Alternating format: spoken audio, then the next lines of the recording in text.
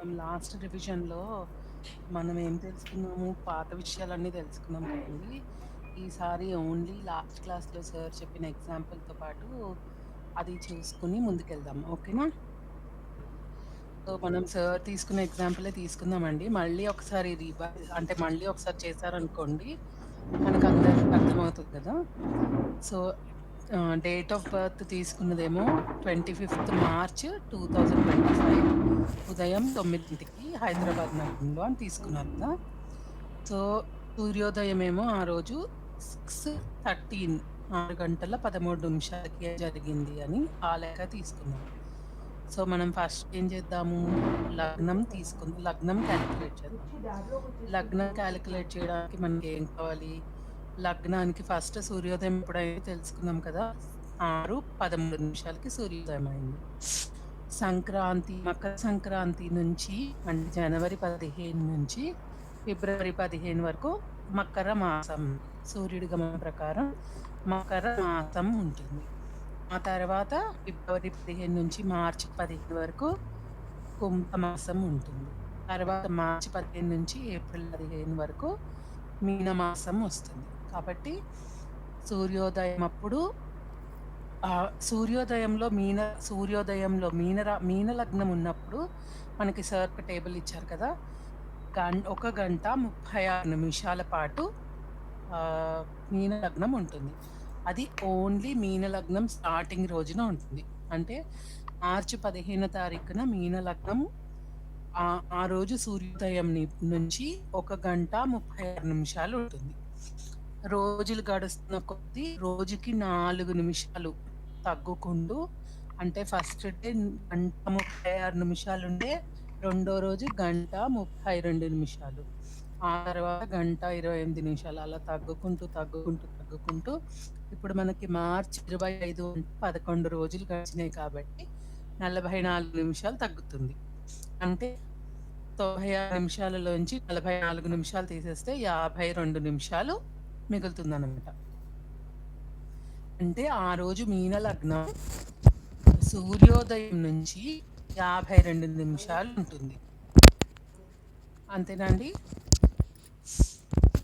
అంటే మళ్ళీ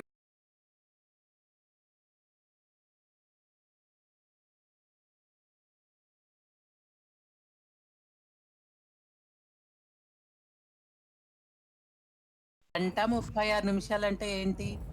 గంట అంటే 60 నిమిషాలు. దానికి 36 యాడ్ చేస్తే 96 నిమిషాలొచ్చింది. అంతేనా? అంటే మనం గంటల్లో గాని, నిమిషాల్లో గాని మార్చుకోవాలి కదా! అప్పుడు కాలిక్యులేషన్ చేసుకోవడం ఈజీగా ఉంటుంది. 44 నిమిషాలు తగ్గించాలండి. గంట 36 నిమిషాల్లో ఎన్ని నిమిషాలొస్తుంది మీకు చెప్పండి? శిశలక్ష్మి గారు?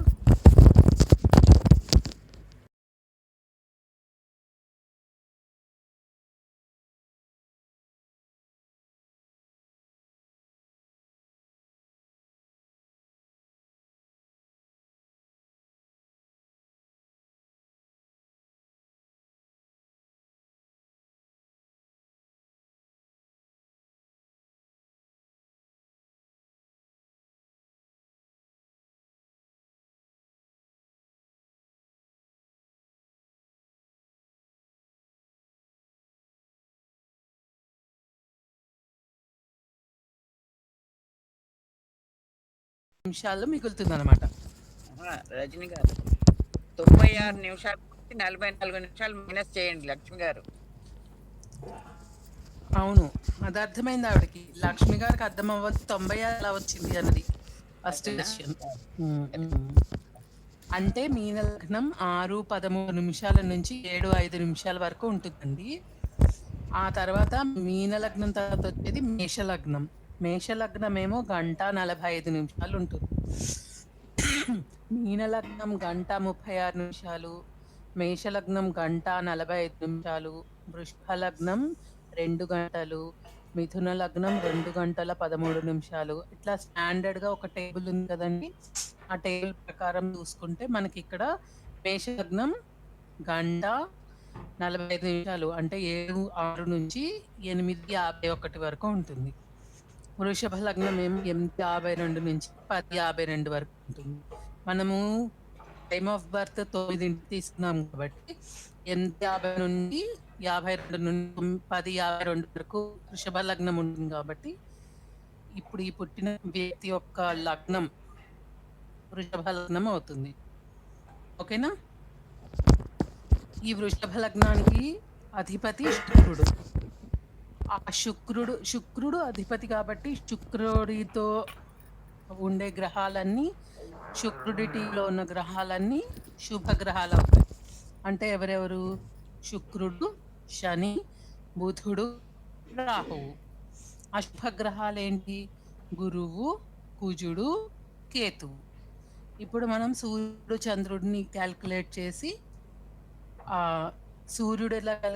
చంద్రుడు ఎలా క్యాలిక్యులేట్ చేస్తాము? వృషభం 1 అయితే మిథునం 2, తర్వాత కర్కాటకం 3. అంటే చంద్రుడు 3 గళ్ళు దూరంలో ఉన్నాడు అంటే అశుభం. అదే సూర్యుడు 4 దగ్గర ఉన్నాడు అంటే 1, 4, 5, 9, 10. ఈ 5 నంబర్లలో ఉన్నవైతే శుభగ్రహాలు, లేకపోతే అశుభ గ్రహాలు. కాబట్టి సూర్యుడు శుభగ్రహాలకు వస్తుంది, అశుభ గ్రహాల్లోకి చంద్రుడు వస్తుంది. ఓకేనా? ఇక్కడ దాకా అర్థమైందా అండి అందరికి?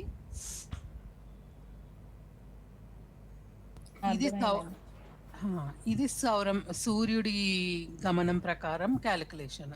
ఇప్పుడు చంద్రుడి గ్రహణం ప్రకారం క్యాలిక్యులేషన్ ఎలా ఉంటుంది? చంద్రుడి గమనాన్ని ఆధారం చేసుకుని మనం ఫస్ట్ నక్షత్రం ఏంటో తెలుసుకుందాం. ఇక్కడ మనకి శ్రవణ నక్షత్రంలో ఉన్నదని తెలుసుకున్నాం కదా. సో శ్రవణ నక్షత్రం ఆ రోజున ఏ టైం నుంచి ఏ టైం వరకు ఉంది అది తెలుసుకోవాలి ఫస్ట్. అది మనకి దృక్ పంచాంగంలో చూసుకోమని చెప్పారు కదా ఆన్లైన్. సో దాన్ని బట్టి ఏంటంటే 4:27 శ్రవణ నక్షత్రం వచ్చి మర్నాడు 3:49 వరకు ఉందన్నమాట. అంటే దగ్గర 24 గంటలు, కొంచెం తక్కువగా. సో దాన్ని క్యాలిక్యులేట్ చేస్తే మనకి ఇంత 23 గంటల 22 నిమిషాలు శ్రవణ నక్షత్రం ఉంది అని తెలిసింది. ఈజీగా క్యాలిక్యులేషన్ చేయడానికి మనకి రాధిక గారు ఏమని ఇచ్చారు, ఆ నోట్స్ అందరూ చూసారు అనుకుంటాను. 4:27 నుంచి 12 గంటల వరకు ఎన్ని గంటలు ఉన్నాయి అన్నది కనుక్కొని, తర్వాత 12 గంటల నుంచి 3:49 వరకు ఎన్ని గంటలు ఉన్నాయి అన్నది యాడ్ చేసుకుంటే కొంచెం క్యాలిక్యులేషన్ ఈజీగా ఉంటుంది. సో ఫస్ట్ 4:27 నుంచి 12 గంటల వరకు అంటే అర్ధరాత్రి 12 గంటల వరకు అంటే 19 గంటల 33 నిమిషాలు ఉంటుంది. తర్వాత 12 గంటల నుంచి తెల్లవారుజామున 3 గంటల 49 నిమిషాల వరకు అంటే 3 గంటల 49 నిమిషాలు ఉంటుంది. 2 యాడ్ చేస్తే మనకి 23 గంటల 22 నిమిషాలు వచ్చిందండి. దీన్ని మనము నిమిషాలకి మార్చుకుంటే 1402 నిమిషాలు వస్తుంది. అంటే శ్రవణ నక్షత్రం 25వ తేదీ నాడు 25 మార్చి 2025 రోజున 1402 నిమిషాలు ఉంది అని అర్థం. సో దీన్ని ఒక్కొక్క పాదము ఎన్ని నిమిషాలు ఉంది అని క్యాలిక్యులేట్ చేస్తే 1402ని 4తో భాగిద్దాం అంటే 350 నిమిషాలు. 350. చెప్పండి. 4 పాదాలని కూడా చెప్పండి, మళ్ళీ అడుగుతాను మిమ్మల్ని. నక్షత్రానికి 4 పాదాలు ఉంటాయి కాబట్టి దాన్ని సమానంగా 4తో భాగించేస్తే 350.5 నిమిషాలు ఒక్కొక్క పాదం వచ్చిందన్నమాట. సో ఇప్పుడు 9కి పుట్టినవాడు ఏ పాదంలో పుట్టాడు అనేది తెలుసుకోవడం ఎలాగా? ఒక్కొక్క పాదం 350 నిమిషాలు ఉంటుంది. అయితే ఇప్పుడు 4:27 నుంచి మొదలైంది శ్రవణ నక్షత్రం. 9కి పుట్టాడు అంటే ఎంత డిఫరెన్స్ ఉంది? 4 గంటల 33 నిమిషాలు గడిచింది అన్నమాట 9 వరకు. అంటే 4 గంటల 33 నిమిషాలని మార్చుకోండి, 273 నిమిషాలు అయింది. అంటే ఏమిటి? శ్రవణ నక్షత్రం వచ్చినప్పటి నుంచి మనం అనుకున్నతను పుట్టినప్పటికీ 273 నిమిషాలు అయిందనమాట. అంటే 350 కన్నా తక్కువుంది. కాబట్టి ఒక్కొక్క ఫస్ట్ పాదంలోనే పుట్టినట్టు లెక్క. అందుకని 9కి పుట్టిన వ్యక్తి యొక్క నక్షత్రం శ్రవణ నక్షత్రం 1వ పాదం. అదే 350 నిమిషాలు దాటి అంటే ఇంకొక 2 గంటల తర్వాత పుట్టారంటే 2 పాదంలోకి వెళ్ళిపోతారు. ఓకేనా? ఓకే. అలా అది మనం క్యాలిక్యులేట్ చేద్దాం. చెప్పండండి. మేడం ఈ లగ్నం మే మార్చి 14th వరకు, ఏప్రిల్ 14 వరకు మీన లగ్నం ఉంటుంది అనేది ఎలా తెలుస్తుంది మేడం? సూర్యుడు అంటే ఏ ఏ మంత్ నుంచి? పంచాంగంలో ఉంటదండి. మీరు పంచాంగం చూడండి. పంచాంగంలో ఏ రోజు మనకి సంక్రమణ జరుగుతుంది అనేది ఇస్తారు ప్రతి నెల. దాన్ని బట్టి ఓకే. చూసుకోండి. సో అంటే రేపు ఏప్రిల్ 14 వరకు మీన లగ్నం ఉంది. తర్వాత నుంచి మళ్ళీ మేష లగ్నం స్టార్ట్ అవుతుందండి? అవునండి. అవును. అదొకసారి మీరు పంచాంగంలో చూసుకోండి. జనరల్‌గా పంచాంగంలో చూస్తే 14 తెలుస్తుంది. నుంచి 16 మధ్యలోనే ఉంటాయి. ఆ డేట్స్ మధ్యలోనే ఉంటదన్నమాట. 14, 15, 16 మధ్యలో ఉంటుంది.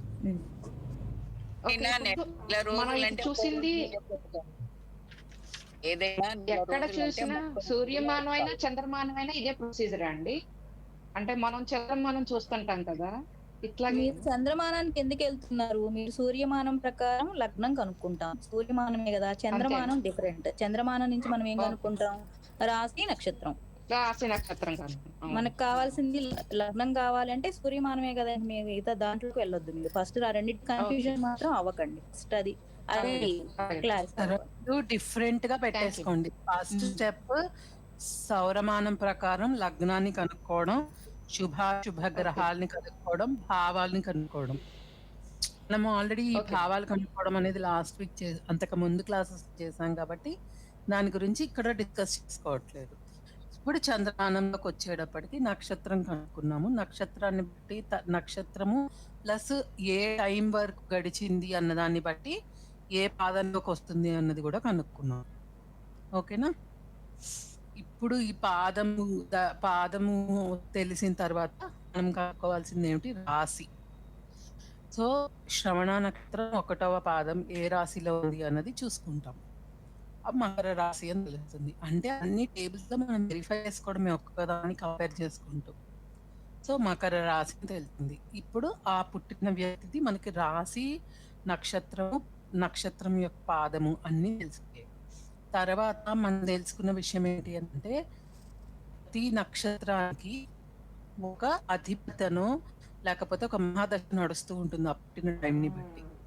ఒక్కొక్క గ్రహం యొక్క మహాదశకి 3 నక్షత్రాలు లింక్ అయి ఉంటాయి. అంటే అది కూడా ఒక టేబుల్ ఉంది. సో దానికి ఏమిటి రవి మహాదశకేమో కృత్తిక, ఉత్తర నక్షత్రం, ఉత్తరాషాఢ నక్షత్రం. చంద్ర మహాదశకేమో రోహిణి నక్షత్రం, హస్త నక్షత్రం, శ్రవణ నక్షత్రం. కుజ మహాదశకేమో మృగశిర, చిత్త, ధనిష్ట. మనకి ఇక్కడ శ్రవణ నక్షత్రం కదా మనకు వచ్చింది. సో చంద్ర మహాదశ నడుస్తోంది అని మనకు అర్థమవుతుంది. ఓకేనా? ఇప్పుడు చంద్ర మహాదశ ఏళ్ళు ఉంటుంది? 10 సంవత్సరాలు ఉంటుంది. ఇవన్నీ ఫిక్స్డ్ అండి. మనం ఏం కనుక్కోము. జస్ట్ అవి ఇంత ఉంటాయి అనేది మనకు ఒక బేస్ వాల్యూ లాగా ఇచ్చేసారు. సో ఇప్పుడు మనం చంద్ర మహాదశలో పుట్టాడు. ఈ శ్రవణ నక్షత్రంలో 25th రోజున పుట్టిన ఒక వ్యక్తి 9కి పుట్టాడు, హైదరాబాద్‌లో పుట్టాడు అన్న వ్యక్తికి చంద్ర మహాదశ స్టార్ట్ అవుతుంది పుట్టినప్పుడు అని తెలుసుకున్నాం. ఇప్పుడు ఈ చంద్ర మహాదశ ఎన్ని రోజులు ఉంటుంది? అంటే ఆల్రెడీ 10 సంవత్సరాలు చంద్ర మహాదశ ఉంటుంది అని తెలుసుకున్నాం. కానీ ఇతడు శ్రవణ నక్షత్రం స్టార్ట్ అయిన వెంటనే పుట్టలేదు కదా! సో ఎన్ని నిమిషాలు గడిచాయో దాన్ని బట్టి ప్రపోర్షనేట్‌గా అన్ని రోజులు అతనికి చంద్ర మహాదశ తగ్గుతుందన్నమాట. దాన్ని భుక్తి అంటాము. ఓకే. ఇప్పుడు అతను పుట్టింది 9కి. అంటే 273 నిమిషాలు తగ్గింది కదా! మొత్తం శ్రవణ నక్షత్రం ఎన్ని నిమిషాలు? 1402 నిమిషాలు. 1402 నిమిషాలైతే ఎన్ని సంవత్సరాలు చంద్ర మహాదశ?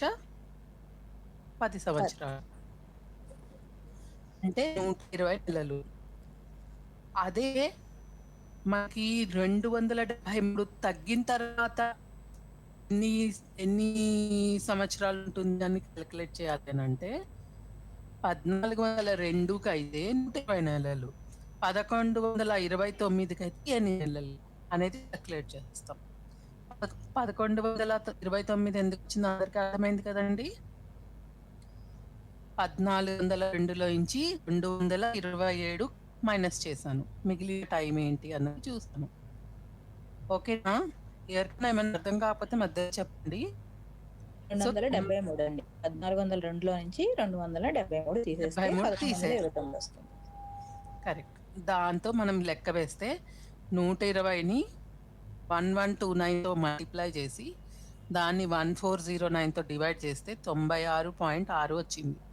అంటే 96 నెలలు అని అర్థం అన్నమాట. దానిని మనం సంవత్సరాలకు మారుస్తే 96ని మళ్ళా నేను 12తో డివైడ్ చేస్తే 8 సంవత్సరాల 18 రోజులు వచ్చింది. అంటే సుమారుగా 8 సంవత్సరాల 1 నెల తీసుకుంటాం. ఓకేనా? అంటే మరీ మనం రోజుల్లోకి తీసుకుంటే క్యాలిక్యులేషన్ ఎలా చేయాలన్నది ఇంకా కాంప్లెక్స్‌గా అయిపోతుంది కాబట్టి ఉజ్జాయింపు కొంచెం అటు ఇటుగా మార్చుకున్నా గానీ మనకి ప్రాసెస్ తెలుస్తుంది. ఇవన్నీ మనం ఏంటి కంప్యూటర్‌లో వేస్తే అవే ఇచ్చేస్తుంది గదా! మనకి లగ్నం ఇస్తుంది, దశలు ఇస్తుంది, అవన్నీ ఇస్తుంది. మనకి ఇంటర్ప్రిటేషన్ ఒకటి తెలవడం ఇంపార్టెంట్. ఇది అసలు ప్రాసెస్ ఏంటి అనేది తెలియడానికి మనం క్యాలిక్యులేషన్స్ నేర్చుకుంటున్నాం.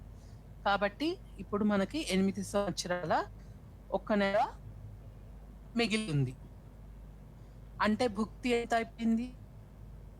10లో నుంచి 8 సంవత్సరాల ఈ 1 నెల తీసేస్తే 1 సంవత్సరం 11 నెలలు భుక్తి అయిపోయింది. 8 సంవత్సరాల 1 నెల శేషం ఉంది. అర్థమవుతుందా అండి? ఎవరికన్నా డౌట్స్ ఉన్నాయా? ఓకే. సో, ఈ 1 సంవత్సరం 11 నెలలు అంటే 23 నెలలు చంద్రదశ గడిచిపోయింది. దీన్ని చంద్రదశలో భుక్తి అంటారు. సో, ఇప్పుడు మనం ఏం చేయాలి? 25 మార్చి 2025 నుంచి 8 సంవత్సరాల 1 నెల అని కలిపితే అది చంద్రదశ యొక్క కాలం వస్తుంది. అంటే 25 ఏప్రిల్ 2033 వరకు చంద్రమా దశ ఉంటుంది. దాని తర్వాత మీకు కుజుడి దశ వస్తుంది. అంటే ఇది ఆర్డర్‌లో వస్తుంది. మనకి చంద్రమా దశ తర్వాత కుజ, రాహు, గురు, శని, బుధ, కేతు, శుక్ర, రవి. అదే గురు దశ ఉందనుకోండి, గురు, శని, బుధ, కేతు, శుక్ర, మళ్ళీ పైకొచ్చి రవి, చంద్ర, కుజ, రాహు. అట్లా ఈ ఆర్డర్‌లో ఆర్డర్ వెళ్తూ ఉంటుంది. ఎవరికైనా ఒకటేనా మేడం? ఈ ఆర్డర్ ఎవరికైనా ఒకటేనా? అంతే. అంటే ఏ దశ నుంచి స్టార్ట్ అయిందో దాన్ని బట్టి మిగతావి ఫాలో అయిపోతూ ఉంటాయి. ఓకేనా? మొత్తం 120 సంవత్సరాలు ఒక జీవితం, ఒక మనిషి ఆదాయం అని లెక్క ఉజ్జాయింపుగా చేసుకొని ఈ 120 సంవత్సరాలని ఒక్కొక్కళ్ళకి ఒక్కొక్క మహాదశ కింద క్యాలిక్యులేట్ చేస్తారు. ఓకేనా? సో, ఇక్కడ కుజదశ ఎక్కడి వరకు వచ్చింది? దీనికి ఎన్ని యాడ్ చేయాలి? కుజదశ దగ్గర 7 సంవత్సరాలు ఉంటుంది. సో, మనకి 8 సంవత్సరాల 1 నెలేమో చంద్రమహాదశ. ఆ తర్వాత 7 సంవత్సరాలేమో కుజమహాదశ. తర్వాత 18 సంవత్సరాలేమో ఎవరిదొస్తుంది చెప్పండి? రాహు. తర్వాత 16 సంవత్సరాలు గురువు మహాదశ. తర్వాత 19 సంవత్సరాలు శని మహర్ష. తర్వాత 17 సంవత్సరాలు బుధ మహాదశ. అలా కంటిన్యూ అవుతూ మళ్ళా రవి దశ వరకు ఉంటుంది. 120 ఏళ్ళు బతికున్నప్పుడు వాళ్ళు ఇవన్నీ మన దశలు ఎంజాయ్ చేస్తారు. ఎక్కడి వరకు బతికుంటే అక్కడి వరకు ఆ దశని వాళ్ళు అనుభవించాలన్నమాట. Good or bad. ఓకేనా? వీటి తర్వాత ప్రతి గ్రహాలలో అంతర్దశలు కూడా ఉంటాయి. అంటే మనం ఇప్పుడు సంవత్సరాలు చూస్తున్నాం కదా. 10 సంవత్సరాలు ఈ గురుదశ, 16 సంవత్సరాలు గురుదశ ఉంటుంది. 19 సంవత్సరాలు శని దశ ఉంటుంది. సో, ఈ 19 సంవత్సరాలు కూడా మళ్ళీ అన్ని గ్రహాలకి కేటాయించబడి ఉంటుందన్నమాట. ఆ 19 సంవత్సరాలలో ఒక మళ్ళీ శని నుంచి శని దగ్గరికి స్టార్ట్ అయ్యి మళ్ళా అంత రౌండ్ తిరిగి మళ్ళా లాస్ట్‌ది శని వరకు వచ్చే వరకు ఒక అంతర్దశ ఉంటుంది. దాన్ని బట్టి ఒక పర్టిక్యులర్ నెలలో, ఆ పర్టిక్యులర్ డేలో అలా ఏం జరుగుతుంది అన్నది ఇంకా డీటెయిల్డ్ కాలిక్యులేషన్స్‌కి వెళ్ళడానికి అవకాశం ఉందన్నమాట. ఓకేనా అండి? ఇక్కడ అందరూ కాలిక్యులేషన్స్ సార్‌తో పాటు చేసారా ఆ రోజు? ఏమో ఎవరు చేసినట్లేరండి మరి చేసాం ఎవరు మేడం చేసాం మేడం చేసాం డౌట్ ఉంటే తెలిస్తే చెప్పగలుగుతారు కదండి. రివిజన్ క్లాస్ అంతే. కావాలని ఎవరు మాట్లాడిపోతే ఎలాగా? ఇప్పుడు మీరు చేశారు కదా! మీరు ఏ స్టెప్‌లో అయినా ఆగారా? లేకపోతే ఏ స్టెప్‌లో అయినా ప్రాబ్లమ్ వచ్చిందా? సార్ చెప్పినప్పుడు చేసాం మేడం. అది మళ్ళీ ట్రై చేయలేదు. సార్ చెప్పినప్పుడు అయితే అర్థమైంది. లాస్ట్ లో ఒకటి అర్థం కాలేదు మేడం. ఏదో చంద్రదశ దగ్గరే ఏదో అర్థం కాలేదండి. చంద్రుడిలో చంద్రుడు అలాగా? అంతర్దశలు అర్థం కాలేదా మీకు? అంతర్దశలు.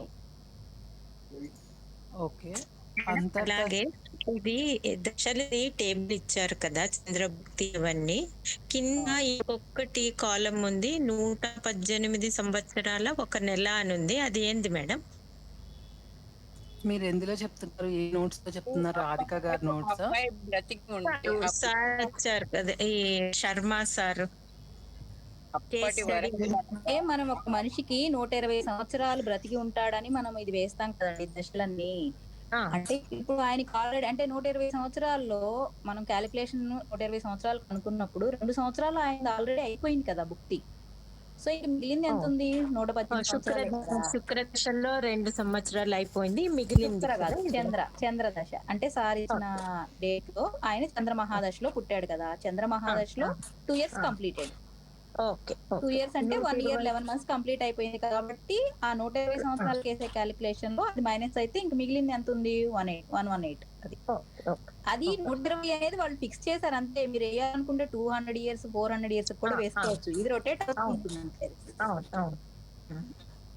అదొక్కటే కాలం కింద వేరే పేజీకి వచ్చింది, అది అర్థం కాలేదు. అదొక్కటి అంతేనండి.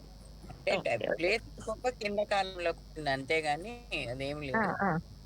ఆ తర్వాత అతను గనుక అన్ని సంవత్సరాలు బతుకుంటే కానీ శుక్ర మహాదశ అనుభవించలేదు.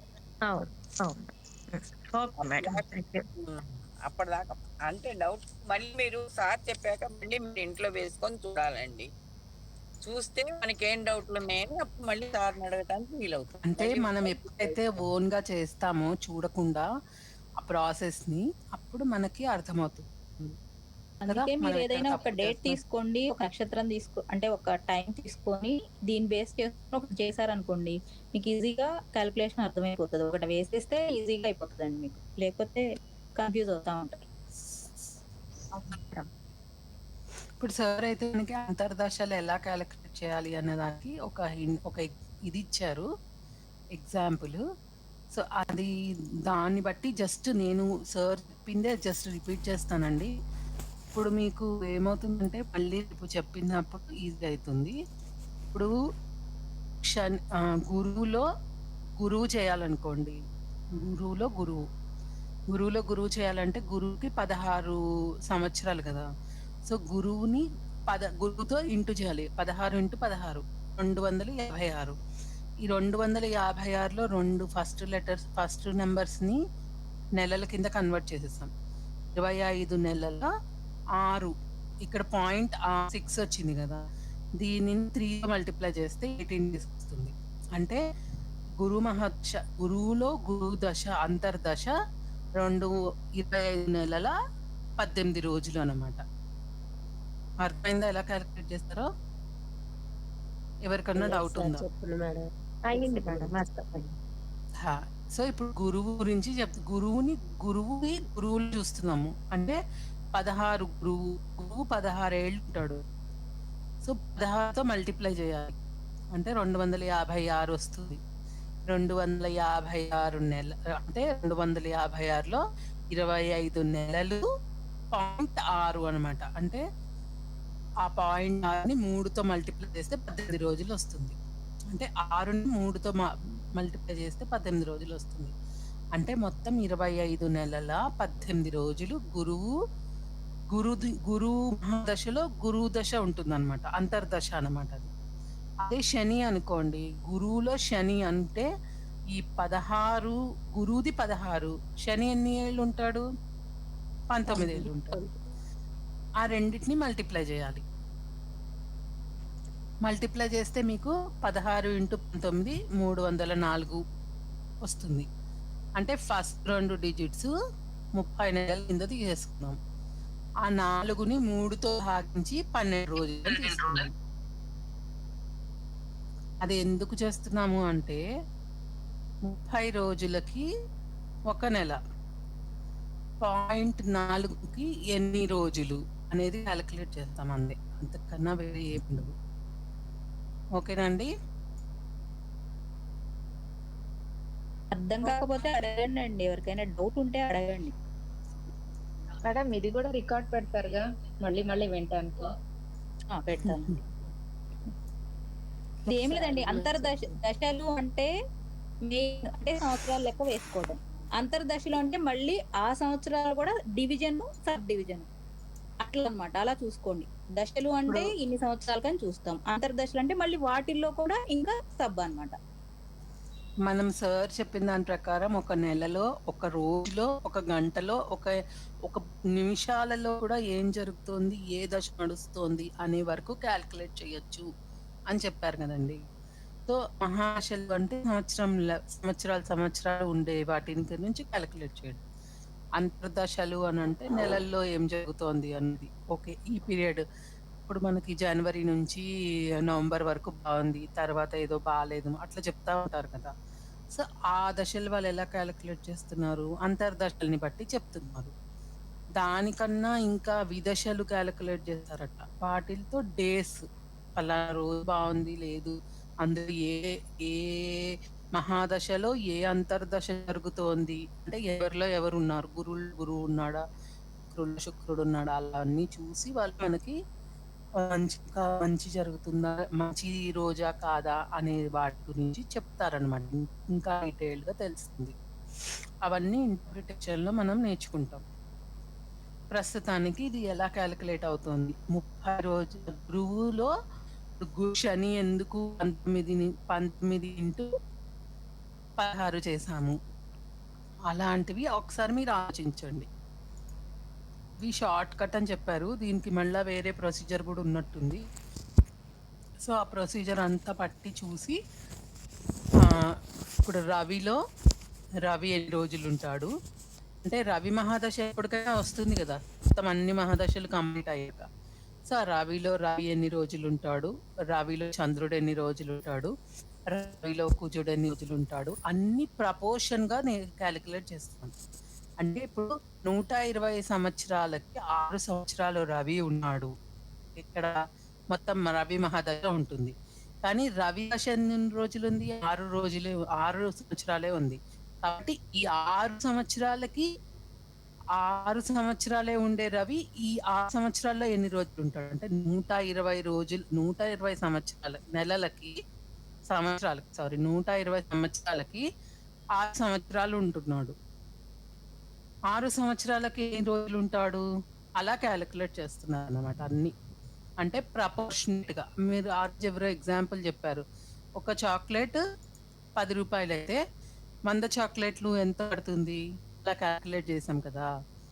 అదే ఫార్ములా అన్నిటికీ, కానీ ఏ నంబర్తో ఏంటి అనేది మనం చూసుకోవాలంతే. ఓకేనా మేడం? దశలో గురు మహాదశలో మళ్ళీ దశ ఉంటే 16 × 90 చెప్పిన తర్వాత ఏంటంటే అవి మంత్స్ లో మార్చాలా మేడం? అవునండి, 16 × 19 అనుకోండి. 16 ×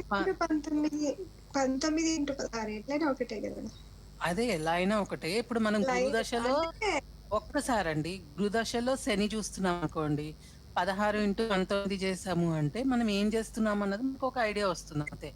16ని 19తో చేసినా 19ని 16తో చేసినా ఒకటే.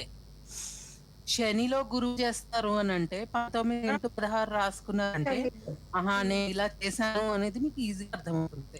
తెలుసుకోవడానికి మనం శనిలో శనిలో శని అన్నప్పుడు 19x19, శనిలో బుధ అన్నప్పుడు 19x17, మళ్ళీ అవునండి. శనిలో మేడం అది కేతు మనసులో మళ్ళీ మార్చుకో మేడం అది నేను అవునండి. ఇప్పుడు మనం శనిలో గురువు చేసామనుకోండి 19x16 చేస్తాం. అంతేనా? 304 వస్తుంది. అంటే ఫస్ట్ 30ని నెలల కింద తీసుకుంటాం. 30 నెలల ఈ 4ని 12 రోజుల కింద తీసుకుంటాం. 4x3 చేస్తే 12 రోజులు. 30 నెలల 12 రోజులు ఉంటుందన్నమాట. ఆవిడ గురు డిజిట్స్ దశలో కన్ఫ్యూజ్ శని అవుతున్నారేమోనండి రజనీ గారు. ఒకసారి అది చెప్పండి. ఇప్పుడు మీకు 3 డిజిట్లు వచ్చినాయి అనుకోండి. ఫస్ట్ 2 డిజిట్స్ ని మంత్స్ గా తీసుకోండి. అదే 2 డిజిట్స్ వచ్చినాయి అనుకోండి. ఫస్ట్ డిజిట్ ని మంత్ గా తీసుకోండి. అదేనండి మీ డౌట్? అవును మేడం అదే 304 మేడం అది ఎలా నేను ఇప్పుడు 19x16 వేసారనుకోండి 304 వచ్చింది కదా! దాన్ని నెలలు, రోజుల్లోకి ఎలా కన్వర్ట్ చేసుకోవాలంటే ఫస్ట్ 2 డిజిట్స్ ఉన్నాయి కదా! ఆ రెండిటిని మీరు నెలలుగా తీసేసుకోండి బై డిఫాల్ట్. లాస్ట్ ఉన్న డిజిట్‌ని 3తో మల్టిప్లై చేయండి. ఏదైనా అంతే. ఏ కాలిక్యులేషన్‌లో అయినా కూడా అంతే.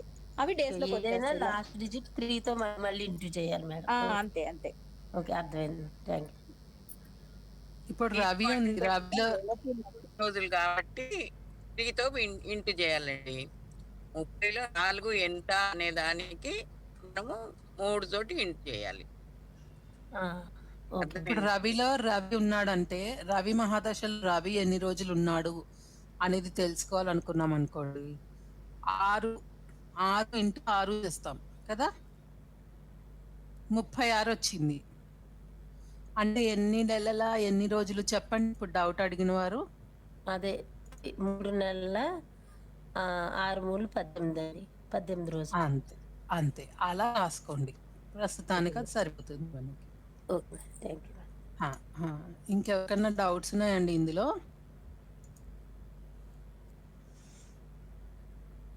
అందరికీ అర్థమైందా? అయితే ఒక ఎగ్జాంపుల్ చేస్తారా మీరందరూ మీ ఓన్‌గా? ఇదే ఎగ్జాంపుల్ మీరు అదే డేట్ ఏసుకొని ఫస్ట్ నుంచి లాస్ట్ దాకా కాలిక్యులేట్ చేయండి.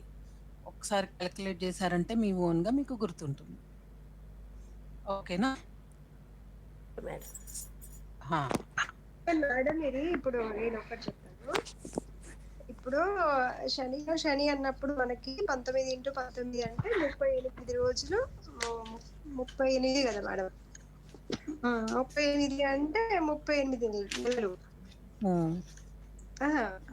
కాదు. శనిలో శని 361 అండి. 19 x 19 361. సారీ ఇక్కడ నేను చూసుకోలేదు. 361 అన్నప్పుడు 36 నెలలు 3 రోజులు. అంతే కదా! అవును. బుధలో అన్నప్పుడు మళ్ళీ 323, 32 నెలలు 9 రోజులు. ఇలా అన్ని కాలిక్యులేట్ చేసుకున్న తర్వాత ఈ మొత్తం కలిపి మళ్ళీ మనకి అంటే శనిలో శని ఎన్ని రోజులు ఉంటాడంటే 36 నెలలు ఉంటాడు. అంటే 3 సంవత్సరాల 6 నెలలు అని. బుధుడు ఎన్ని 3 సంవత్సరాల 3 రోజులు ఉంటాడండి. 36 నెలలు అంటే 3 సంవత్సరాలు. మళ్ళీ మీరు దాన్ని కన్వర్ట్ చేయకండి సంవత్సరాల్లోకి. ప్రస్తుతానికి అవసరం లేదు కదా! ఎందుకంటే ఈ టోటల్ మొత్తం మళ్ళీ మనకి 19 సంవత్సరాలు రావాలి మేడం ఇప్పుడు. ఇవన్నీ అంతర్దశ కలిపి అవునండి. అప్పుడు మీరు 11 నెలలు, 19 నెలలు, 13 నెలలు మొత్తం నెలలన్నీ కాలిక్యులేట్ చేసేసుకొని ఆ తర్వాత రోజులు కూడా నెలల్లో కన్వర్ట్ చేస్తే మీకప్పుడు ఈజీగా అవుతుంది. అంటే ఎలా అయినా ఎంత కాలిక్యులేట్ చేస్తారు అన్నది అవసరం లేదు. మొత్తం కలిపి 19 సంవత్సరాలు రావాలి. కరెక్ట్ అది. మొత్తం కలిపి 19 సంవత్సరాలు రావాలి. అదే అంతర్దశలు. కరెక్ట్. ఆ 19 మనము డిస్ట్రిబ్యూట్ చేస్తున్నాం అన్ని గ్రహాలకి. ఇదిలోనే అదే శనిలోనే మళ్ళీ ఇవన్నీ అంతర్దశ అన్నమాట. కరెక్ట్.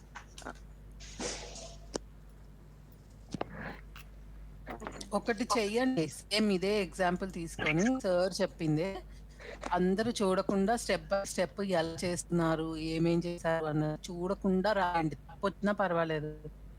మళ్ళీ చేద్దురు గాని తప్పిస్తే మళ్ళీ చేద్దురు గాని. నేను అలా స్టెప్ బై స్టెప్పే చెప్పాను కదా! సో, ఆ స్టెప్ బై స్టెప్ వేసుకుంటూ మేబీ రికార్డ్ పెట్టుకొని టక వేసుకుంటూ వెళ్లారనుకోండి. మీ అంతట మీరు చేస్తే మీకు కాలిక్యులేషన్ వస్తుంది. అప్పుడు మీకు క్లారిటీ వస్తుంది. ఇంకోటి తీసుకొని చేయడానికి కూడా మీకు అర్థమవుతుంది. ప్రస్తుతానికి మనం ఇక్కడ మహాదశల వరకే చేసి ఆపేసాము. అంతర్దశ ఎలా క్యాలిక్యులేట్ చేశారు అన్నది జస్ట్ మనం ప్రాసెస్ తెలుసుకున్నాము. సో, అంతర్దశలన్నీ క్యాలిక్యులేట్ చేసుకుంటే మళ్ళీ ఏ దశలో ఏముంటుంది అన్నది కూడా కొన్ని వేరే క్యాలిక్యులేషన్స్ ఉన్నాయి కాబట్టి అవి సార్ నెక్స్ట్ వీక్ చెప్తానన్నారు. అదే రేపు మంగళవారం చెప్తానన్నారు కదా! దాని తర్వాత మళ్ళా మనం ప్రాక్టీస్ చేసినప్పుడు క్లాస్‌లో డిస్కస్ చేసుకుందామండి. ఇక్కడ దాకా ఎవరికైనా ఏమైనా డౌట్ ఉంటే మీరు చెప్పండి. చించి చెప్తాం ఆన్సర్స్ తెలిస్తే. అంటే ఏం లేదు, ఒకసారి ఒక 2 సార్లు ఆలోచిస్తే గానీ అర్థం అవ్వట్లేదు. సో, అందరము ప్రాక్టీస్ చేయాలి. అందరూ ఓన్‌గా క్యాలిక్యులేషన్స్ అన్నీ చేసుకుంటే మీకు సింపుల్ అవుతుందండి.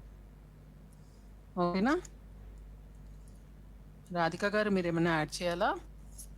ఏం లేదండి ఇంకా. ఎవరికైనా డౌట్స్ ఉంటే ఒక్కొక్కళ్ళు ఒక్కొక్క గ్రహం తీసుకొని దాన్ని అంతర్దశలు వేసుకోండి. ఈ లెక్క ప్రకారం మీకు ఎప్పుడు అర్థం అవుతుంది అంతర్దశ ఏంటి, మహాదశ ఏంటి అనేది. మళ్ళీ ఏమైనా డౌట్లు ఉంటే అప్పుడు సార్ అడగవచ్చు. అవన్నీ ఒకసారి చేసి రాసి పెట్టుకోండి. పెట్టుకుంటే మనం సార్ని అడగవచ్చు ఏదైనా డౌట్ ఉంటే. మనం చేయకుండా సార్ అడగడానికి కూడా ఏమీ ఉండదు కదా. అంతే అండి. సార్ ఒకటి ఇచ్చారు కదా మనకి ఎగ్జాంపుల్. మీరు ఇంకొక డే తీసుకోండి. ఒక రోజు తీసుకోండి. ఆ రోజు ఒక మనిషి ఎన్నింటికి పుట్టాడు దాన్ని తీసుకొని దాన్ని బట్టి క్యాలిక్యులేషన్స్ వేసుకోండి. ఫస్ట్ సూర్యుడి నుంచి లగ్నం వేసుకోండి. అవన్నీ చేసి చూడండి ఒకసారి. తర్వాత చంద్రుడి నుంచి రాశి నక్షత్రం కనుక్కోండి. తర్వాత ఆ నక్షత్రము ఉన్న టైంని బట్టి మీరు ఈ దశలని క్యాలిక్యులేట్ చేసుకోండి. మీరు ఒకసారి చెక్ చేసుకోండి అది. దాన్ని బట్టి చూడండి. అప్పుడు మీకు ఒక క్లారిటీ అనేది వస్తుంది. మీరు ఇలా వింటే మీకు మనకి అర్థం కానట్లే ఉంటుంది. ఒక్కసారి మనం వేసుకున్నాము అంటే మాత్రం క్లియర్ గా పిక్చర్ వస్తుంది మీకు. ఎవరికైనా అంతే, మాకు కూడా అంతే. ఎవరన్నా మధ్యరాత్రి పుడితే మరి అది సౌరమానం లెక్కన్నా చంద్రమానం ఎప్పుడు పుట్టినా అండి లగ్నం కోసం సౌరమానం చూస్తాము, నక్షత్రము దశల కోసం చంద్రమానం చూస్తాము. అర్ధరాత్రి పుట్టినా అపరాత్రి పుట్టినా ప్రాసెస్ ఇదేనండి. ఇప్పుడు మనము మేష లగ్నం వరకు వేసి వృషభ లగ్నం వేసి మనకు అక్కడ సమాధానం దొరికిపోయింది కాబట్టి అక్కడితో ఆపేసాము. అదే వాళ్ళు ఏ 5 వరకు పుట్టారు అనుకోండి, ఆ 5 ఎంత వరకు వస్తుందో అంతవరకు లగ్నంని క్యాలిక్యులేట్ చేస్తాం కదా. నేను ఇప్పుడు చెప్పాను కదా చెప్పినప్పుడు 7 నుంచి పొద్దున్న 6:13 నుంచి 7:05 వరకు ఒక లగ్నం, 7:05 నుంచి ఇంకొక అంటే 1 గంట 45 నిమిషాలు రెండవ లగ్నం. అలా అన్ని లగ్నాలు క్యాలిక్యులేట్ చేసుకుంటే మీకు 24 hours కి వస్తుంది. అవి కూడా ఇచ్చేస్తున్నారండి. ఇవన్నీ మనకి తెలియడం కోసమే. మీరు పంచాంగం చూసుకుంటే దాంట్లో ఏ లగ్నం ఎంతవరకు ఉంటుంది అనేది మీకు ఆ బుక్ లోనే ఉంటుంది. కరెక్ట్. మనం ఇవన్నీ క్యాల్కులేట్ చేయ అవసరం లేదండి. మనకి ప్రాసెస్ ఏంటి అన్నది తెలియడానికి సార్ మనకి నేర్పిస్తున్నారు. ఇవన్నీ కంప్యూటర్ లో కొడితే వచ్చేస్తాయి. అది అంతేగాని అలా అంటే మనకి ఐడియా ఉండి మన చేతితో మనం వేసుకున్నాం అనుకోండి, అదొక హ్యాపీ కదా, అందుకని నేర్పిస్తున్నారు. అప్పుడు దాని కష్టం మనకి తెలిస్తే దాన్ని అప్రిషియేట్ చేయగలుగుతామండి. ఊరికే కంప్యూటర్ లో కొట్టి ఆన్సర్ వచ్చేస్తే దాని విలువ మనకు తెలియదు. ఇప్పుడు ఇది ఎంత పెద్ద శాస్త్రము, మనం ఎన్ని లెక్కలు చేస్తున్నాం, మనం చిన్న లెక్కలకే ఎంత కన్ఫ్యూజ్ అవుతున్నాం కదా. సో అది ఎన్ని పెద్ద పెద్ద లెక్కలు. ఇప్పుడు మీరు సార్ చెప్పినప్పుడు లెక్కేసిన వాళ్ళు నాకు తెలిసి 99% క్యాలిక్యులేటర్ వాడారు. అసలు ఏమీ లేకుండానే అవన్నీ లెక్క కట్టి మనకి చక్రాలు వేసి అసలు పూర్వకాలం వాళ్ళు ఎలా చేస్తుంటారో ఆలోచించండి. చాలా సో అప్పుడు మనకు ఆ శాస్త్రం యొక్క విలువ తెలుస్తుంది. గుర్తు కూడా ఉంటది, మనం చేతోడు చేస్తే గుర్తు కూడా ఉంటది. అవునండి, తప్పకుండా అందరూ ప్రయత్నం చేయండి రాయడానికి. మీకు వేరేవి చేస్తే కంపేర్ చేసుకోవడానికి ఇష్టం అంటే సార్ చెప్పిన ఎగ్జాంపుల్ ని చూడకుండా చక్కగా చేసుకోండి. మీకు అర్థమైన పద్ధతిలో చేసుకోండి. అప్పుడు కరెక్ట్ గా వస్తున్నాయా లేదా, సేమ్ వచ్చాయా లేదా అని వెరిఫై చేసుకోవడానికి మీకు ఉంటుంది. అలా ఒకటి చేసి తర్వాత కొత్తది చేసుకోండి. ఇప్పుడు మీ అంతటా మీరు చేయడానికి మీకు ఇంట్రెస్ట్ గా అనిపిస్తుంది. చిన్న తప్పు వస్తుంది, తప్పదు, పర్వాలేదు అని చేయడం అలవాటు అవుతుంది. పుట్టిన సమయమే కాకుండా ప్లేస్ కూడా చూడాలి కదండి.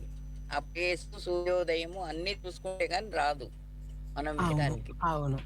మనం ప్రస్తుతానికి అందుకే కామన్ పాయింట్ తీసుకొని ఒక హైదరాబాద్ అని అలా ఏదన్నా కామన్ పాయింట్ ముఖ్యంగా తీసుకొని ఈజీగా ఏంటంటే దొరికేవి చూస్తే బెటర్. పుట్టిన ప్రదేశంలో సూర్యోదయం ఎన్ని గంటలకు ఉంది దాన్ని బట్టి మనం లెక్క వేయాలి. అంటే ఎక్కడో ఆ పుట్టిన వాడిని ఇక్కడ సంవత్సరంలో రాదు. ఆ సంవత్సరంలో ఆ రోజులో సూర్యోదయం ఎన్నిటికుందనేది చూడాలి. ఎక్కడ పుట్టాడు కూడా చూడాలండి, ఏ ఊర్లో పుట్టాడు అనేది కూడా చూడాలి. దాన్ని బట్టి కూడా మనకి సూర్యుడి గమనం తేడా ఉంటుంది. దాన్ని బట్టే కరెక్ట్ గా లగ్నం వస్తుంది. ఏ ఊర్లో మామూలుగా 2 గంటల మధ్యలో ఉండే మీకేం ప్రాబ్లం రాదండి. చివరి గడియలు లగ్నం మారే గడియలు ఉంటాయి చూడండి కొత్తగా వాటి వచ్చేది. వల్ల తేడా వస్తుంది. అప్పుడు తేడా వచ్చేస్తుంది. మీరు కుంభ లగ్నం అనుకుంటారు, అది మీన లగ్నం అవుతుంది. లేకపోతే దాని ముందు లగ్నం అట్లా మారే ఛాన్సెస్ ఉంటాయి కాబట్టి పర్ఫెక్ట్ టైమ్ చాలా ఇంపార్టెంట్. సంధి గడియలు అంటారా? అంత తెలీదండి మనకి. మాకు సార్ ఏం చెప్పారో అది మాత్రమే తెలుసు. ఒక్క ముక్క కూడా ఎక్కువ తెలియదు. అడగాలి. ఓకే. రజని మేడం మేడం చెప్పండి చెప్పండి. మేడం ఇది తారాబలము కొంచెం తారాబలము. సో అది ఏంటంటే ఆ నక్షత్రము జన్మ నక్షత్రంతో అంటే ఏదైనా ముహూర్తం పెట్టాలి అంటే సో క్యాల్కులేట్ చేస్తే ఆ వచ్చిన నక్షత్రానికి సంపత్ తార సాధన తార వస్తుంది. కానీ ఆ రోజు మూల ఉంది తార. అది తారాబలం చెప్పారు కదా సార్. చెప్పారండి. ఇప్పుడు మూలా నక్షత్రం కొన్నిటికి మంచి నక్షత్రం అవ్వచ్చు కదా. అదే ఇప్పుడు చిన్నగది ఆఫీస్ ఓపెన్ చేయాలని ఉందన్నమాట. అంటే జన్మ నక్షత్రం పైన చూసాను. అయితే చూస్తే మనకి అంటే మాకు కావాల్సిన డేట్ లో అది చూస్తే ఆ రోజు సాధన తార ఉంది, కానీ నక్షత్రం చూస్తే మూల నక్షత్రం ఉందండి. అవునండి, కొన్ని నక్షత్రాలకి మూల నక్షత్రం సాధన తార అవుతుంది కదా, అవ్వచ్చు కదా. కాదు ప్రసన్న గారు, మీరు చూస్తుందే నక్షత్రం నుంచి నక్షత్రానికి, ఇంకా మళ్ళీ దాంట్లో డౌట్ ఏంటి మీకు? మీరు ఈ క్యాలిక్యులేషన్ చేస్తుందే నక్షత్రం నుండి నక్షత్రానా? నక్షత్రం నుండి నక్షత్రం చూస్తాను. అంటే అప్పుడు ఆ నక్షత్రంలో మనకి సాధన తార వచ్చిందండి. కానీ మూల నక్షత్రం కదండి, ఆ నక్షత్రం మీకు మంచి చేస్తుందేమో. ఏమో అండి మరి. అదే కదా ఇప్పుడు లెక్క వేసుకున్నప్పుడు దాని అర్థమే అది. మూల నక్షత్రం అనేది కొన్ని విషయాల్లో మంచిది కాదు, కానీ మిగతా విషయం ఇప్పుడు పొద్దున్న ఎప్పుడో డిస్కషన్ జరిగింది కదా మన గ్రూప్ లోనే. కొంతమంది అమావాస్యని మంచి రోజు అని అక్కడ నుంచి మొదలెడతారు, కొంతమంది అమావాస్య మంచిది కాదు అని అంటారు అని. సో అది కొంతమందికి మంచిది, ఇది కొంతమందికి మంచిది, అలానే ఉంటాయి కొన్ని నక్షత్రాలు. కొన్ని విషయాల్లో మంచిది. ఆ రోజు బాగుందని చెప్పారు, నక్షత్రం చూసుకోలేదు. ఆ రోజు పూర్తి మూల నక్షత్రం ఉంది, కొంతమంది డౌట్ ఉంది అనేసి ఇంకా ఎందుకులే అని ఇంకా కొంతమంది తిథి చూసి తిథుల్ని బట్టి తిథి మంచి తిథి చూసి దానికి నక్షత్రం ఏ నక్షత్రం ఉంది అన్నది చూసి డిఫరెంట్ ఆస్పెక్ట్స్ ఉంటాయి కదా మన నక్షత్రాలు కూడా మంచివి చెడ్డవి ఉంటాయి అని మరి అనుకుంటాను. ఉండదండి. ఇప్పుడు అష్టమి మనకి మంచి కాదంటారు, కానీ అష్టమి నవమి ఎందుకు మంచిది కాదండి? అష్టమిలో కృష్ణుడు పుట్టాడు, అష్టమిలో రాముడు పుట్టాడు, నవమిలో రాముడు పుట్టాడు, అష్టమిలో దుర్గా పుట్టింది. మనం దుర్గాష్టమి చేసుకుంటాం. అన్ని మంచివేనండి. మన వేటను బట్టి మారుతుంది తప్ప అంతే, అంతకంటే ఏం లేదు. మన అదృష్టాన్ని బట్టే మారుతుంది అంతే. మనం ఆ టైంలో మనకేముందో తెలియదు లేదు కదండి, అంత పర్ఫెక్ట్ అవ్వలేదు. నేను మధ్యలో ఎంటర్ అవుతున్నాను, ఒక్క మాట ఆలోచించండి. చెప్పండి. మూలా నక్షత్రం అనేది జన్మకు మంచిది కాదు, ప్రయాణానికి మంచిది, వివాహానికి మంచిది. వ్యాపారానికి మంచిది, ఒక్క జన్మకి మాత్రమే మంచిది కాదు. మూలా నక్షత్రం మొదటి పాదంలో అబ్బాయి పుడితే గ్రాండ్ ఫాదర్ గాని నాన్న గాని పెదనాన్న గాని మరణించే అవకాశం ఉంది మొదటి పాదంలో. అదేవిధంగా అమ్మాయి కనుక మొదటి పాదంలో పుడితే మామగారు గాని లేదా బావగారు గాని మరణించే అవకాశం ఉంది. అదే విధంగా అశ్లేష నక్షత్రంలో పుడితే అత్తగారి గండం అంటారు. అట్లా కొన్ని నక్షత్రాలు జన్మకి పనికిరావు, ఇతరత్ర వాటికి పనికొస్తాయి. ఇప్పుడు ధనిష్ట నుండి మిగిలిన పదాలు కూడా చెప్పరా సార్ ఒకసారి? మిగిలిన పదాలు ఇది నక్షత్రం జన్మ నక్షత్రం ధనిష్ట అండి. 4 కూడా ఒకసారి చెప్పండి. అంటే మీరు పంచాంగం చూస్తే మీకు తెలుస్తుంది. పంచాంగంలో ఒక్కొక్క నక్షత్రానికి 4 పాదాలు ఇచ్చి, మొదటి పాదం తల్లికని, రెండో పాదం తల్లికని, 3వ పాదం మంచిది, 4వ పాదం మంచిది, అట్లా వస్తుంటాయి ఒక్కొక్క నక్షత్రానికి. ఇప్పుడు మూల నక్షత్రం అనుకోండి, మీరు పంచాంగంలో రాస్తారు, ఆ పంచాంగంలో క్లియర్ గా రాస్తారు. మొదటి పాదం తండ్రికని, రెండో పాదం తల్లికని, 3వ పాదం మంచిది, 4వ పాదం మంచిది అట్లా రాస్తారు. దాన్ని బట్టి మనం క్యాలిక్యులేట్ చేసుకోవాలండి. అది ఇవన్నీ కూడా చాలా జనరలైజ్డ్ గా ఉంటాయండి. మళ్ళా ఇన్ డెప్త్ మళ్ళా ఒక్కొక్కళ్ళ జాతకంలో మళ్ళా అవి మారుతూ ఉంటాయి కదా. సో అది మనకు అంత తెలీదు. ప్రస్తుతానికి సార్ బాగా అంటే బాగా ఎక్స్ట్రాడినరీగా తెలుసుకుంటే ఇవన్నీ వస్తాయి. అవునండి. మనం జస్ట్ బేసిక్ లో ఏంటంటే సింపుల్ గా చెప్తారు, మూలా నక్షత్రం ఉంటాడా అయితే అబ్బాయి చెప్పండి కదా అని టక్కున చేస్తారు. కొంతమంది ఏంటి అంటే మూలా నక్షత్రం అమ్మాయి పుట్టింది, మామ గండం కదా అంటే మేము శాంతులు చేయించామంటారు. శాంతులు చేయించినందువలన పై తగ్గుతే గానీ బేసిక్ మాత్రం తగ్గదు. అంటే ఏం చేస్తారు అప్పుడు? మూలా నక్షత్రంలో పుట్టిన వాళ్ళు అంటే ఇంకా మ్యారేజెస్ చేసుకోరా? అంటే వాళ్ళని చేసుకోరా అని అంటే ఒక్కొక్కసారి వాళ్ళ రాత ఎట్లా ఉందిలో మనం చేస్తే సరిపోతుంది అని కొంతమంది అభిప్రాయపడతారు. ఇక్కడ దాకా ఎందుకండి, ఇప్పుడు యోని కూటమి అని ఉంటుంది పంచాంగం. అంటే పాము, ముంగిసని, ఆవు, పులని ఇట్లా వస్తాయి కదా. కొంతమంది జాతకం ప్రకారం అయితే అవన్నీ పట్టించుకోరు. అంటే ఇప్పుడు జాతకంలో మనకి గళ్ళు గీసి చెప్పారు కదా, లగ్నం అనేది గుర్తు పెట్టేసేసి లగ్నంలో లగ్నం నుంచి 1వ ఇంటి ఎవరున్నారు, 2వ ఇంటి ఎవరున్నారు క్లాక్ పీస్ గా అది డివిజన్ చేస్తారు. అలా కనుక చేసే పని అయితే ఈ యోని కూటమి అనేది పట్టించుకోవాల్సిన పని లేదు. కొంతమందికి జన్మ నక్షత్రం తెలియదు అనుకోండి, అప్పుడు నామ నక్షత్రం ప్రకారం చూస్తారు. నామ నక్షత్రం ప్రకారం చూస్తారే అంటే అది ఎంతో మందిలో కొంతమందికి సెట్ అవుతుంది. అదే జన్మ నక్షత్రం ప్రకారం కోటు వేసి అదే ఇప్పుడు 1వది వచ్చేసేసి లగ్నం అని, 2వది మాతృస్థానం అని, 3వది ఇంకొకటి, అదేవిధంగా 7వ స్థానం వచ్చేసేసి భార్యాభర్త అంటే భర్తకు భార్య, భార్యకు భర్త అట్లా చెప్తారు కదా. అట్లా చేసుకున్నప్పుడు ఒక దాంట్లో సంతానం ఉండి ఒక దాంట్లో సంతానం లేకపోతే అది దైవాధీన కింద లెక్కేసేస్తారు. అంటే బాగా సంతానం ఉందనుకోండి అబ్బాయికి, అమ్మాయికి లేదనుకోండి, అబ్బాయిని బట్టి పిల్లలు పుట్టడానికి ఆస్కారం ఉందని అంటారు. అదే విధంగా రోగాలని, మంచి చెడ్డాలని అది డెప్త్ పోతే విషయం తెలుస్తుందండి. ఇప్పుడు బేసిక్ లో ఉన్నప్పుడు ఈ విషయాలు మాత్రం ఎవరికి ఏమి తెలియవు, మనం ఊరకు ఊహించుకోకూడదు. అది నాకు చెప్తున్నాను. Correct sir, correct. భర్త అనేది మన చేతుల్లో ఉండదు కదండి, ఏ టైంకి అన్నది మన చేతుల్లో ఉండదు. ఏ నక్షత్రంలో పుట్టినా మనము మన ప్రారంధాన్ని బట్టే వస్తాం కాబట్టి మూలా నక్షత్రం అయితే అంటే ఫస్ట్ మనం అది మైండ్ లో తీసుకోకూడదండి. మూలా నక్షత్రం అయితే చెడు అన్నది అసలు రానివ్వకూడదు. ఏమో మూలా నక్షత్రం వాళ్ళు చాలా మంది పైకి వెళ్ళిన వాళ్ళు కూడా ఉన్నారు కదా.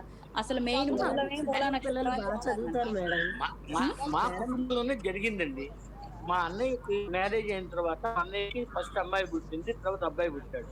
అబ్బాయి మూలా నక్షత్రం మొదటి పదంలో ఉంటాడు. జరిగిన మరుసటి రోజే మా ఫాదర్ కి అటాక్ అయింది. అదే సార్, నేనేం అనట్లేదండి. అంటే మనం ప్రతిదాన్ని అంత భూతద్దంలో తీసుకోకూడదు. మేబీ కొన్ని కేసెస్ ఉంటాయేమో చెప్పలేము, అలా అని అన్ని కేసెస్ కూడా అలా ఉండవు కదా అంటున్నానండి. కొన్ని సబ్స్టిట్యూట్ వేరే గ్రహాలు కనుక వాళ్ళు చూస్తుంటే దాని పవర్ ని తగ్గించే కొన్ని అవకాశాలు ఉన్నాయి వేరే గ్రహాల వల్ల. మనం తెలుసుకున్నంత వరకు పోతే కానీ అర్థమవుతుందండి. ముహూర్తాలు పెట్టారు చూడండి సిద్ధాంతులు, వాడి దగ్గరికి పోతే వాళ్ళు క్లియర్ చెప్తారు. Correct sir. ఇదంతా మనం బేసిక్స్ జనరల్ గా మనం తెలుసుకోవడం కోసమేనండి. మనం శాస్త్రం మొత్తాన్ని సార్ చెప్తానని చెప్పలేదు. మనకు అవసరమైనంత వరకే సార్ చెప్పిన ప్రకారం మనం 3వ స్టెప్ లో ఉన్నాం. ఇంకా 9 స్టెప్లు ఉన్నాయి. నా అభిప్రాయం చెప్తున్నాను. కరెక్ట్ అండి, కరెక్ట్. అంతే. అదే విధంగా అవన్నీ అంటే ఇవన్నీ ఇంటర్ప్రిటేషన్ అయినాక వస్తాయి అనుకుంటా అండి. మనకి ఇంకా అక్కడ దాకా లేదు, మనం ఇంకా బేసిక్స్ లోనే ఉన్నాం కదండి. అది ఎందుకంటే అంటే నేను ఏదైనా కూడా నా ప్రాక్టికల్ గా జరిగిందే నేను చెప్తాను. కరెక్ట్ అండి, మీరే చెప్పింది తప్ప అనట్లేదు, అని అందరికీ జరుగుతుందని కూడా తీసుకోకూడదండి అని చెప్తున్నానండి. ఒకసారి మా అమ్మాయికి వివాహం చేసేటప్పుడు బయోడేటా వేరే బయోడేటా వచ్చింది మ్యాట్రిమోనీలో, మూల నక్షత్రం. నేను పంతులు గారిని అడిగాను నేను సిద్ధాంతిని. ఆయన చాలా గొప్ప సిద్ధాంతి. ఆయన దగ్గరికి వెళ్తే 2 hours వెయిట్ చేస్తే గానీ మన టోకెన్ రాదు, అంత పవర్ఫుల్ ఆయన మూల నక్షత్రం అమ్మాయికి మంచిది కాదు, అమ్మాయి లాట మనం ఎందుకు రిస్క్ తీసుకోవాలి, దాని జోలు పోగలరు అంటే వాళ్ళు కూడా భయపడతారు మూల నక్షత్రంలో. అదేవిధంగా నైజంతారు అసలు వివాహం చేయకు, చాలా బ్యాడ్ నక్షత్రం అది నైజంతారు. మనకి చెప్పారు కదా, 1 జన్మతార, 2 సంపత్తార, 3 విపత్తార, 4 క్షేమతార, 5 ప్రత్యక్తార, 6 సాధన తార, 7 నైజంతార అంటారు. మళ్ళా 8 మంచిది, 9, 10 వచ్చేసి క్షేమతార, మిత్రతార, పరమ మిత్రతార. సార్ నేను ఇందాక చెప్పింది జన్మ నక్షత్రం కాదు, మూల నక్షత్రం. జన్మ నక్షత్రం చెప్పలేదు నేను, ఎక్కడికి. సరే ఇప్పుడు మనకు కావాల్సింది డిస్కస్ చేద్దామండి. మీరు మూల నక్షత్రం అడిగారు కాబట్టి చెప్తున్నాను. వివాహానికి మూల నక్షత్రంలో చేస్తారు. తారాబలం అడిగానండి, అది కాదు.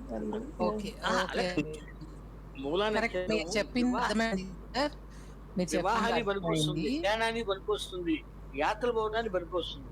ఒక్క జన్మకు మాత్రమే అది రాదు. అదే అసలైన నక్షత్రం కూడా అది పనికొస్తుంది. సార్ జన్మకి పనికిరాదు అని చెప్పండి సార్. జన్మకి పనికిరాదు అని చెప్తే అది మనం తెలిసి భయపడతారు. రాం కదా, జన్మకి పనికిరాదు. ఇప్పుడు 100కి 80 కాన్పులు అవుతున్నాయి. అందుకని చెప్పి ఏం చేస్తారు అంటే పనికిరాదు అంటే అది అర్థం బట్టి వస్తుంది, ఏం చేయలే. కానీ వాళ్ళ అబ్బాయి మూల నక్షత్రం వాళ్ళ పంచాంగంలో అలా కదండి, పుట్టే వాళ్ళ పంచాంగంలో 5వ పేజీలో క్లియర్ గా రాస్తున్నారు, ఆపరేషన్ కాపులకి అనువైన రోజులు. గమనించారో లేదో, ఇవన్నీ ఏవైనా మన వీలుని బట్టే సార్, ఏదైనా మన వీలుని బట్టే. జాతకంలో రాసింది కాదు సార్, ఒక్క నిమిషం, జాతకంలో రాసింది అతడు చనిపోతాడు అని చెప్పిన వాళ్ళు కూడా బతికిన వాళ్ళు ఉన్నారు. ఇవన్నీ మనం అంత డెప్త్ గా తీసుకోకూడదు, ఎంతవరకు తీసుకోవాలో అంతవరకు ఉన్నారు. అంటే వాళ్ళని వేరే గ్రహం కనుక నిర్ణయం చేస్తుంది. ఇప్పుడు బుధుడు ఉన్నాడు, బుధుడు మంచి గ్రహం కాదు, చెడ్డ గ్రహం కాదు. మంచి వాళ్ళతో ఉంటే మంచి చేస్తాడు, చెడ్డ వాళ్ళతో ఉంటే చెడు చేస్తాడు బుధుడు. శుక్రుడు మంచి గ్రహం, శుక్రుడు పాప గ్రహాలతో ఉన్నాడు అనుకోండి, తన యొక్క తన శక్తిని కోల్పోతాడు. అట్లానే గురువు కూడా మంచివాడు. మనకి చెప్పలేదు కదండి, ఆ టాపిక్ ని ఇంతటితో ఆపేసేద్దాం సార్, ఏమనుకోకండి. అంటే చెప్పారు బుధుడు గురించి, చెప్పారు తటస్థం అని చెప్పారు బుధుడు గురించి. అవి ఉన్నాయని చెప్పారు కానీ ఇంటర్ప్రిటేషన్ చెప్పలేదు కదండి. ఆ గ్రహాలు అవి ఇంటర్ప్రిటేషన్ అనేది ఇంకా మనకి చెప్పలేదు కదా. అవును, చెప్పలేదు. అంటే క్లియర్ గా రాలేదు. వచ్చినప్పుడు అది డిస్కస్ చేసుకుందామండి. ఓకే ఓకే ఓకే, ఏమనుకోవద్దు మధ్యలో. ఏం లేదండి, మనకి తెలియని టాపిక్ గురించి మనం ఎక్కువసేపు అంటే మనకి తెలియదు కదా అవి ఎలా ఉంటది ఏంటి అన్నది. మనకి తెలియనప్పుడు వాటి గురించి అంత డిస్కషన్ మనకి తెలియనప్పుడు ఎందుకు అని అంతే చెప్తారు. గురువు గారు చెప్పిన ప్రకారం అంతర్దశలు కూడా టేబుల్ ఇచ్చారు. ఫస్ట్ శని గురించి చెప్పారు, 19 సంవత్సరాలు, 19 into 19 3 61 ఆ విధంగా ఇచ్చారు. తర్వాత కంప్లీట్ టేబుల్ ఇచ్చాడు. అంటే నిలువుకు వచ్చేసేసి రవితో స్టార్ట్ అవుతుంది, అటుపక్క కూడా రవితో స్టార్ట్ అవుతుంది. రవి టు రవి ఏళ్ళు, రవి టు చంద్రుడు ఎన్నాళ్ళు అని చెప్పి క్లియర్ టేబుల్ ఇచ్చాడు. దాంట్లో 20M5D అని రాసుంటారు, అంటే 20 నెలలని. డి అంటే డేస్ అని క్లియర్ గా రాస్తున్నారు. టేబుల్ కంప్లీట్ ఇచ్చేసేసారు. అన్ని నవగ్రహాల యొక్క నవగ్రహాల గురించి మొత్తం ఇచ్చారండి, డీటెయిల్ గా టేబుల్ ఇచ్చారు. నేను నిన్ననే నోట్ చేసుకున్నాను. రజనీ మేడం రాధిక మేడం ఎవరో పెడితే నేను చూసి దాన్ని నోట్ నేనే పెట్టానండి, నేనే పెట్టాను నిన్న మీకు నోట్స్ లో పెట్టాను. అది జనరల్ గా ఎలా ఉంటాయి అనేది అంతర్దశలది పెట్టాను. నోట్ చేసుకున్నారు ఆ కదా. టేబుల్ ఏంటంటే అన్ని గ్రహాలకి వస్తుంది, అంటే ప్రతి ఒక్కరికి ఇండివిజువల్ గా రాసుకోవాల్సిన పని లేదు. ఆ టేబుల్ చూసి మొత్తం క్లియర్ గా వచ్చేసేస్తుంది. నేను చూశాను, అది ఒట్టి ఆ మొన్న చూసి నేను నక్షత్రం టేబుల్ తీసుకున్నాను బుక్ లో. సార్ మీరు చేసింది మంచిదే, రాసుకున్నారు, సంతోషం. అది ఓన్లీ శ్రవణ నక్షత్రం ఆ చంద్రదశలో ఉన్న వాటికే వస్తుంది. సో మిగతా వాటికి మళ్ళీ మారుతుంది కదా, అది మళ్ళా మనం నేర్చుకున్నప్పుడు మళ్ళీ నేర్చుకుందాం. ఓకేనా? ఇప్పుడు ఓకే, ప్రస్తుతానికి ఎవరికన్నా ఏమన్నా డౌట్స్ ఉన్నాయేమో చూసి ఆపేద్దామండి. 10 మెయిన్ అవుతుంది కదా. ఏంటి అంటే ఏ నక్షత్రంలో పుట్టాడు, ఆ నక్షత్రాన్ని కలిపేది ఎవరు, దాని ప్రకారం ఇవన్నీ దశలు వస్తాయి. అదొక్కటి మీరు Correct. గమనించుకోండి. అవునండి, కరెక్ట్, అంతే. ఓకే. Thank you. రాధిక గారు, రాధిక గారు, ఏమైనా డౌట్ ఉందా? మీరు ఇందాకనే ఉన్నారు. జై శ్రీకృష్ణ. ఓకే రాధిక గారు, ఎండ్ చేసేద్దాం అయితే. ఓకే అండి. లాస్ట్ వీక్ ఇలా మామూలు ప్రాక్టీస్ క్లాస్ రికార్డింగ్ పెట్టలేదు మేడం, ఒకసారి పెడతాను. వెంటనే పోస్ట్ చేసేసారండి, వెంటనే క్లాస్ లాస్ట్ వీక్ కొంచెం లేట్ గా జాయిన్ అయ్యాను మేడం, అది అవ్వలేదు. పెట్టారా మేడం? రికార్డింగ్ ఉంటుంది, గ్రూప్ లో చూడండి. ఒకసారి గ్రూప్ పైకి వెళ్ళి చూడండి. ఓకేనా? సరే అయితే ఎండ్ చేద్దామా రాధిక గారు? ఓకే అండి. జై శ్రీకృష్ణ అండి అందరికి. జై శ్రీకృష్ణ అండి. శుభరాత్రి, నూతన సంవత్సర శుభాకాంక్షలు అండి అందరికి. Thank you madam. కూడా అండి. అందరికి థ్యాంక్ యూ అండి.